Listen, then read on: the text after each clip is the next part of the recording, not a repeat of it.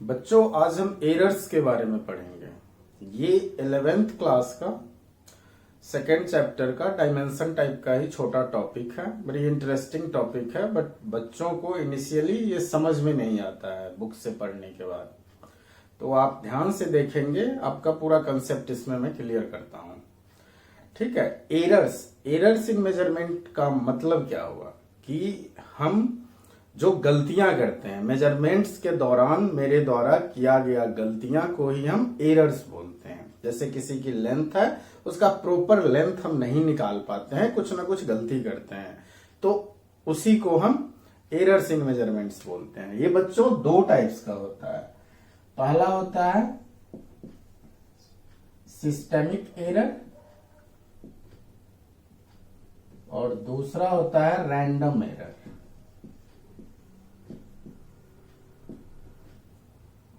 ये बच्चों थोड़ा सा भारी भरकम लगेगा आपको। ये 11th क्लास में पूछा जाता है स्कूल एग्जाम्स में, यूटी वगैरह में, बट कंपटीशन में ज्यादातर नहीं पूछा जाता है, बट क्या पता आने वाले दिनों में पूछ दे।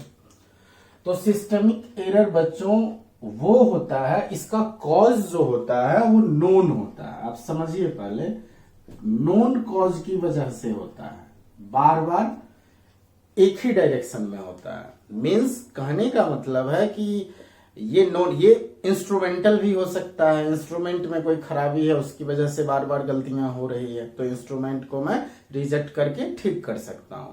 मान लीजिए आप एक्सेलरेशन ड्यू टू ग्रेविटी वाली प्रैक्टिकल कर रहे हैं सिंपल पेंडुलम का, बट आप जी की वैल्यू प्रॉपर नहीं निकाल पा रहे हैं, तो आप गौर किए तो देखे नहीं यार, मैं तो आंधी हवा आ रहा है, तो एयर रेसिस्टेंस को मुझे नेग्लेक्ट करना था, वो मैंने किया नहीं, तो एयर रेसिस्टेंस को हम नेग्लेक्ट करके हम सही कर सकते हैं इस एरर को, तो इसे हम सिस्टमिक एरर बोलेंगे। जैसे आपका स्क्रू गेज हुआ या आपका वर्नियर कैलिपर हुआ, तो उसमें भी जो एरर्स होते हैं वो जीरो एरर्स होते हैं, तो ऐड या सब्सट्रैक्ट करके हम इसे रिमूव कर सकते हैं। ठीक है, रिमूव कर सकते हैं, ऐड और सब्सट्रैक्ट और कुछ भी सब्सट्रैक्ट, कोई भी एक प्रॉपर वैल्यू के साथ वो करने से ये एरर खत्म हो जाती है। तो ये समझे कि सिस्टमिक एरर एक नोन कॉज की वजह से होता है, बट रैंडम एरर जो होता है बच्चों, ये अननोन कॉज की वजह से होता है। इसका कॉज मुझे पता नहीं होता है। आप मान लीजिए कि 2.48 लिखा हुआ है और आप पढ़ रहे हो 2.98 या जो भी है, तो ये तो दिमागी समस्या है। ठीक है, तो इसको हम रैंडम एरर बोलेंगे। और तो रैंडम एरर को कैसे रिमूव कर सकते हैं? इसमें नंबर ऑफ मेजरमेंट्स हम बढ़ा सकते हैं। Number of measurements should be increases, should be increased. अगर हम नंबर ऑफ मेजरमेंट्स को घटा देंगे, मान लीजिए 5 बार लेंथ की वैल्यू ले लेंगे, तो ये थोड़ा सा इस समस्या का समाधान हो जाएगा इससे।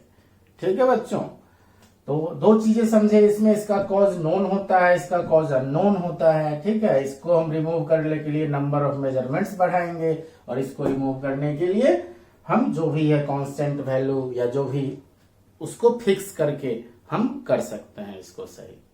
ठीक है, अब इसके बाद आती है बच्चों मेजरमेंट्स। अब ये थोड़ा समझना, मेजरमेंट्स बच्चों ध्यान दो। तो मेजरमेंट्स में एक होता है एक्यूरेट मेजरमेंट्स और एक होता है प्रिसाइज मेजरमेंट। ठीक है बच्चों, अब मान लीजिए कोई एक्यूरेट वैल्यू जो है, या एक्चुअल लेंथ किसी का दिया हुआ है 2 सेंटीमीटर। ठीक है,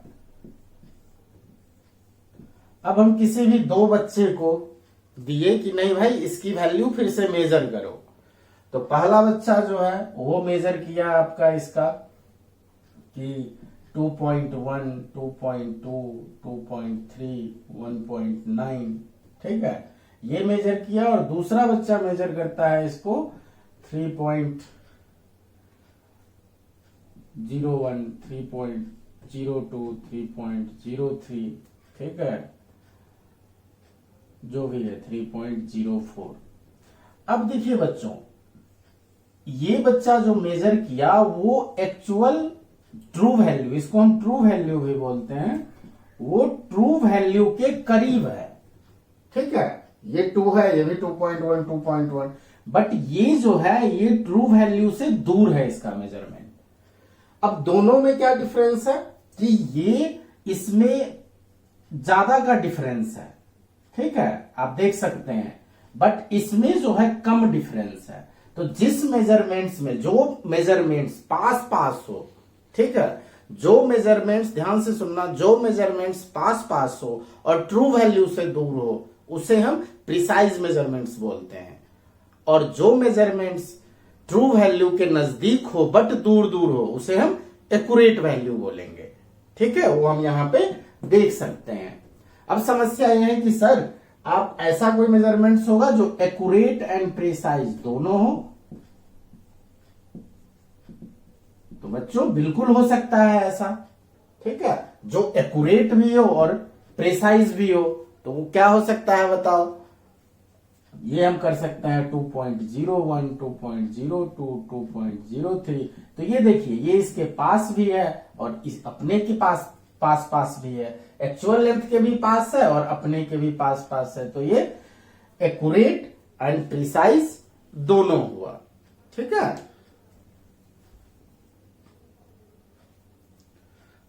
बच्चों अब हम एक सवाल करते हैं, ये आपका लेंथ ऑफ अ रॉड दिया हुआ है, ये मान लेते हैं, ये मेजरमेंट यहां पे लिखेंगे, जो भी है गिवन है, L1 कितना है 2.48 मीटर, L2 आपका है 2.46 मीटर, L3 है 2.49 मीटर, L4 2.50 एंड L5 2.48 है मीटर, ठीक है। हमें एक्चुअली अब पहला है एवरेज लेंथ, मतलब एक्चुअल लेंथ बताना है। तो एक्चुअल लेंथ बच्चों हम मीन निकाल देते हैं, ठीक है, मीन, ठीक। अब मीन निकालने के लिए हम क्या करेंगे, ये आपका हो जाएगा आपका L1 plus L2 plus L3 plus L4 plus L5 और बाई जितने नंबर होते हैं डिवाइड करेंगे इससे, ठीक है। तो इसको अब लिखते हैं 2.48 प्लस 2.46 प्लस 2.49 प्लस 2.50 प्लस 2.48 और बाई 5। ये बच्चों कितना हो जाएगा, ये हो गया इतना, ठीक है। अब इसको सॉल्व करेंगे हम, तो ये आ जाएगा राउंड ऑफ करके 2.48 मीटर। मतलब इसकी true value means actual length जो है रॉड का बच्चों 2.48 निकला, और पांच बच्चे ने अलग अलग लेंथ निकाला था, तो हमने मीन निकाल दिया, ठीक है। अब मुझे पूछा जा रहा है कि सेकेंड है कि absolute error in each measurements बता रहा है, तो हम ये कैसे निकालते हैं, एब्सोल्यूट एरर ये होता है,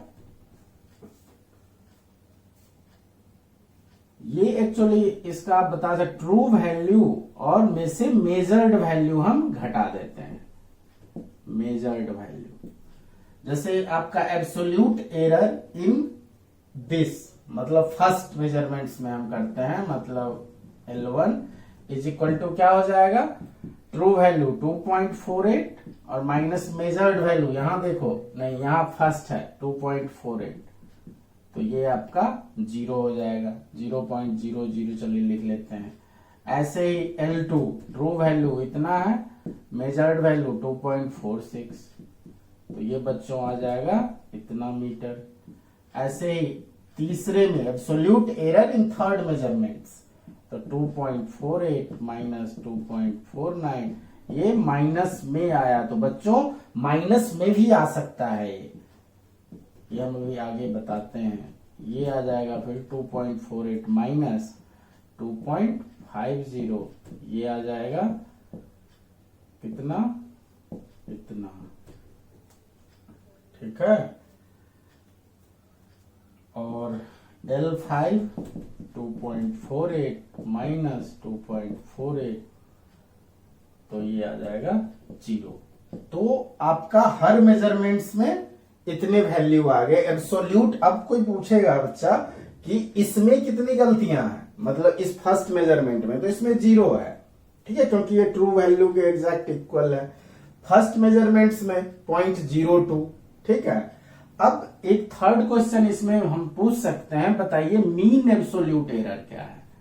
मीन एब्सोल्यूट एरर, तो हम क्या करेंगे, एब्सोल्यूट एरर का ये जो निकला है इसका मीन निकाल लेंगे। तो इसका एक फॉर्मूला होता है सुंदर सा, कि समेशन ऑफ डेल्टा एल, ठीक है, अपॉन जो भी है, जितने नंबर है 5 है तो 5 कर देंगे। अब देखिए हमें एक चीज ध्यान रखना है कि माइनस को भी मुझे प्लस करके ऐड करना है, क्योंकि गलतियां हमेशा ऐड होती है, एरर हमेशा ऐड होता है। तो इसलिए गणित में एक चीज है कि सबको पॉजिटिव करने के लिए कि हम मॉड ले लेते हैं सबका। तो इसका मतलब क्या हुआ कि delta L1 plus delta L2 plus plus जो भी है डेल्टा L5 का मॉड और बाई 5 कर देंगे।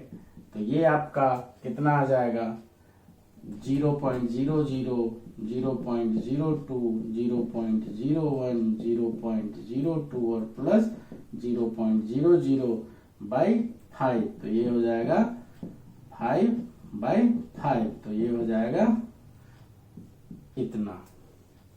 ठीक है, मीन एब्सोल्यूट एरर आपका हो गया इतना मीटर। ठीक है, अब इसको हम रिप्रेजेंट कैसे करते हैं, तो इसको बच्चों मैं हटा रहा हूं।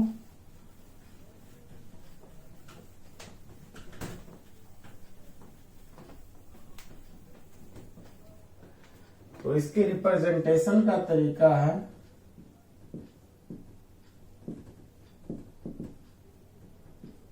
ट्रू वैल्यू मैंने निकाला था 2.48, और एरर में हम प्लस माइनस कर देते हैं और इतना।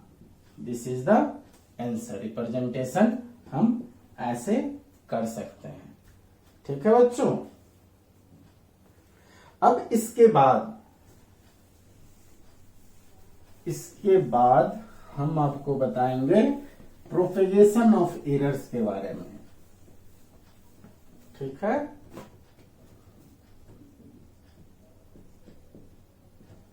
Propagation of errors. Propagation means ये कैसे बढ़ता है, प्रोपेगेट कैसे करता है। तो जैसे हम अगर कोई एडिशन में देखते हैं, ठीक है, तो एडिशन में आपका क्या होगा,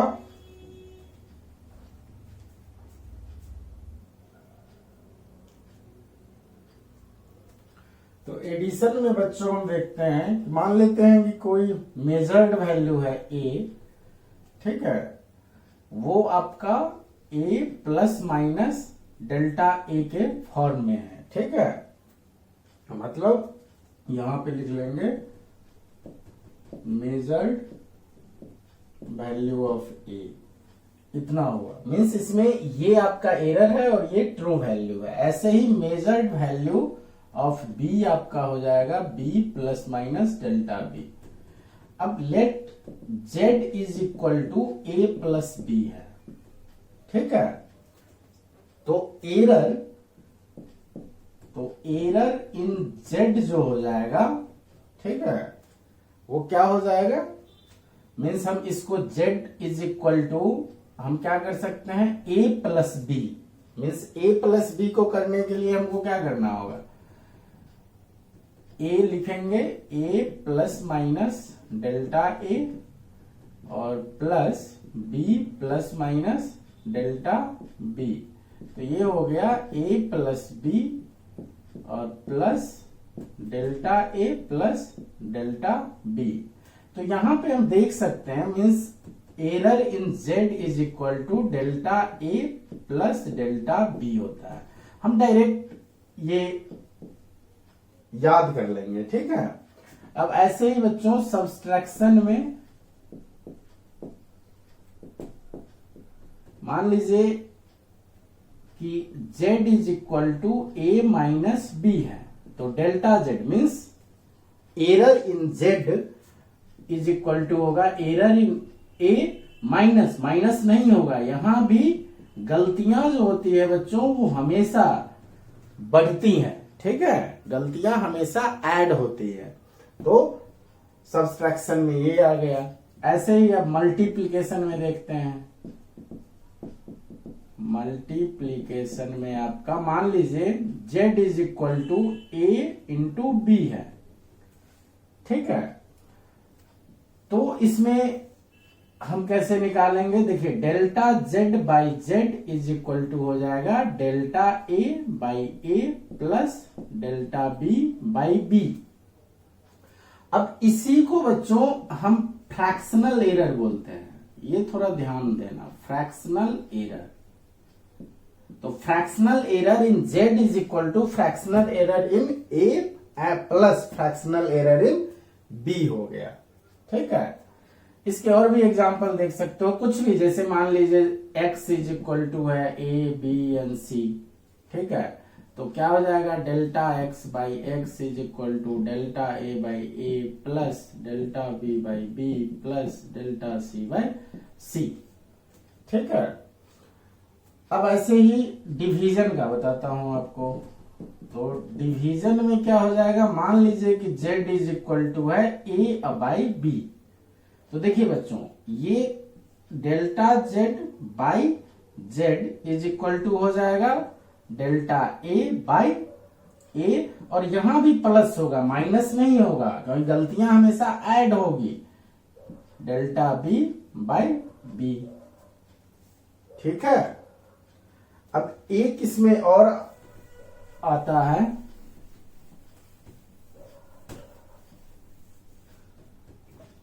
जैसे आपका कोई पावर में रहता है, जैसे z is equal to A square है, तो ये बच्चों क्या हो जाएगा delta z by Z is equal to 2 delta a by A, ये मल्टीप्लाई हो जाता है 2 से। ये फॉर्मूला ऐसे याद रख सकते हैं, बट ये फॉर्मूला नहीं, सिंपल कंसेप्ट है बच्चों। देखो z is equal to A square को a इंटू ए बोल सकते हो, फिर अभी बताया हूं fractional error in z is equal to delta a by A, और मल्टीप्लीकेशन रहता है तो एडिशन हो जाएगा और डेल्टा a बाई ए, तो ये कितना हो जाएगा 2 डेल्टा a बाई ए। तो यही तो सेम चीज है, ये वाला और ये वाला आप देख सकते हैं, ठीक है। तो यही बेसिक्स फॉर्मूले थे। अब हम एक आध और देख लेते हैं कि जैसे मान लीजिए z इज इक्वल टू है a cube B by under root C. अब बताइए फ्रैक्शनल एरर इन z। तो फ्रैक्शनल एरर इन z बच्चों क्या हो जाएगा 3 delta a by A plus power 1 है तो डेल्टा b बाई बी। अब अंडर रूट सी है बेटा, तो इसको हम पावर हाफ कर सकते हैं और ये प्लस सी होगा, तो plus delta c by c, this is the answer, ठीक है। आसान है बहुत, है ना। अब इसमें हम एक चीज और देखते हैं कि याद रखिए, जैसे फ्रैक्शनल एरर, मतलब लिख देता हूं मैं कि fractional error in z is equal to लिखेंगे डेल्टा z बाई जेड। मान लीजिए मैं एग्जांपल दे रहा हूं, जैसे x रहता तो डेल्टा x बाई एक्स, और परसेंटेज एरर इन z क्या हो जाएगा डेल्टा z बाई जेड और इंटू 100। मतलब फ्रैक्शनल एरर में 100 से मल्टीप्लाई करेंगे तो वो परसेंटेज एरर बन जाएगा, ठीक है। अब बच्चों एक क्वेश्चन पे आता हूं मैं। क्वेश्चन है percentage error in length of a cube या side of cube, percentage error in side of a cube is 2%, ठीक है।